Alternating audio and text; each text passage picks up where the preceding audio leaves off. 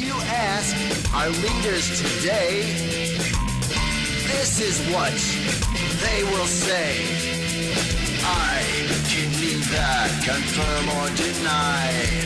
I can neither confirm or deny. I can neither confirm or deny.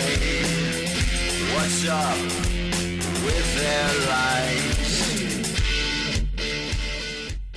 Flying high above the planet Earth, this is the Cosmic News with Dirk Bradshaw. I am Dirk Bradshaw. While U.S. officials rushed to draw a line between the rogue shooting and the ongoing efforts of a U.S. force of around 90,000, this incident has only served to inflame the Afghans who were triggered when the U.S. soldiers burned copies of the Koran at a NATO base. U.S. officials said an American staff sergeant from a unit based in Washington state was in custody after the attack on villagers in 3 houses. Multiple civilians were also wounded.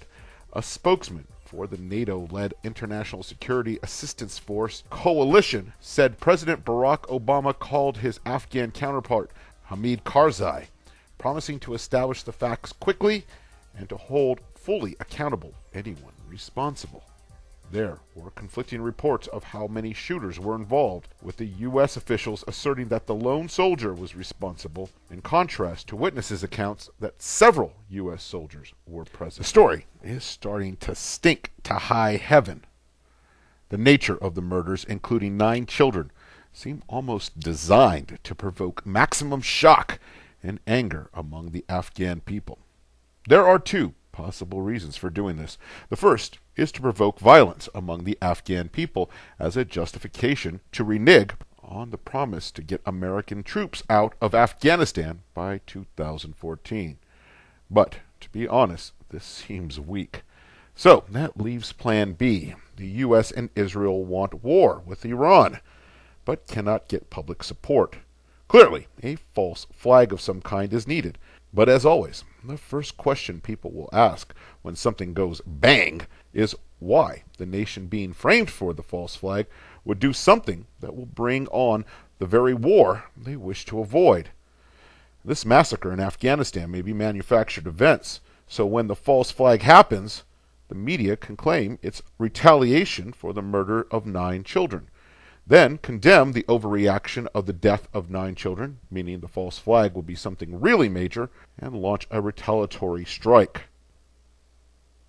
And of course, this lone gunman theory is starting to sound like BS. Any ex-serviceman knows that a lone soldier cannot leave a secure base in a war zone without official operational orders, particularly if he is on guard duty.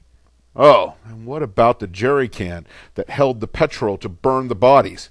Did he lug it around for hours as he walked alone between villages? What about the armed civilians? Google any picture of Afghanistan and you will see armed civilians in every picture. No local respondent to the loud slaughter with gunfire as he wandered around waking up the neighborhood with machine gun fire, murdering women and children in their beds, not to mention the screams of the wounded and the witnesses as their bodies are burned. It had to be a team. It had to be organized. And it had to be a coordinated kill. They say the alarm was first called when Staff Sergeant was missing from his bed. I thought he was on guard duty. Staff Sergeants don't do guard duty in the U.S. Army. So was he in bed? Or was he on guard duty? Or is this another lone gunman BS false flag murder like Port Arthur, designed to set in motion another devious New World Order agenda? For the Cosmic News, I am Dirk Bradshaw. I return you now to Joshua Poet and First Contact.